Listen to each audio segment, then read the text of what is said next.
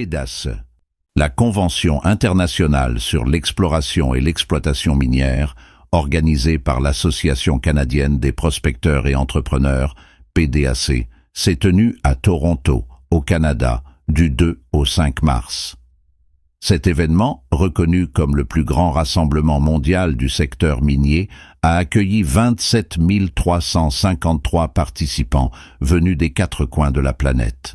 Avec la collaboration de Mine Africa, il y a eu une grande délégation du ministère des Mines de la République démocratique du Congo, soulignant l'importante croissance des ressources minières congolaises et africaines sur la scène internationale.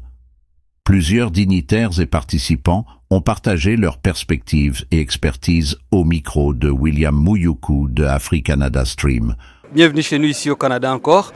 On a vu une très grande délégation qui est venue du Congo, délégation des mines.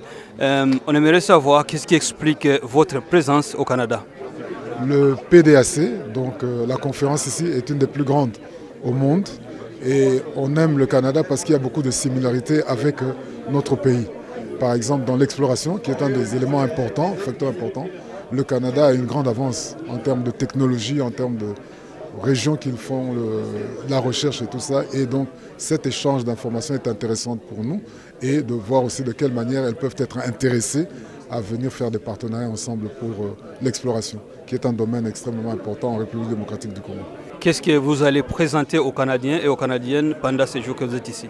Nous sommes toute une multitude de différents services et nous sommes aussi accompagnés des opérateurs, des gens qui sont sur terrain, des Congolais qui sont sur terrain, qui cherchent à faire des partenariats. Donc c'est cette symbiose.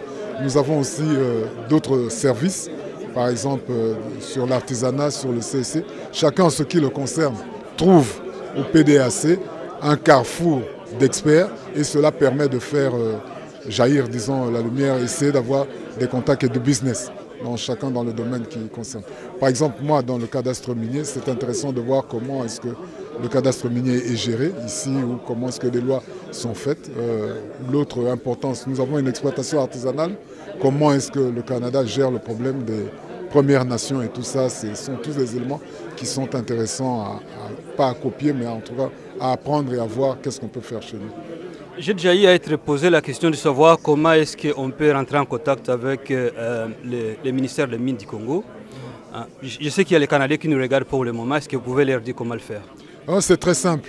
Cette question, je l'ai encore posée ce matin. Et vous voyez la madame qui est là.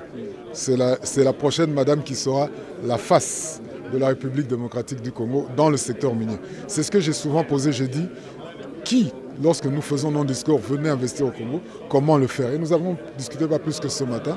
Et je crois que nous allons remonter vers le ministre pour créer cette synergie, de dire qu'il y ait quand même un département ou quelqu'un dans tous nos logos, c'est contacter et puis ce sera la personne qui est chargée de la communication à la cellule technique de coordination et de planification minière, qui est la branche armée du ministère des Mines et qui coordonne toutes nos activités. C'est beaucoup plus facile comme ça.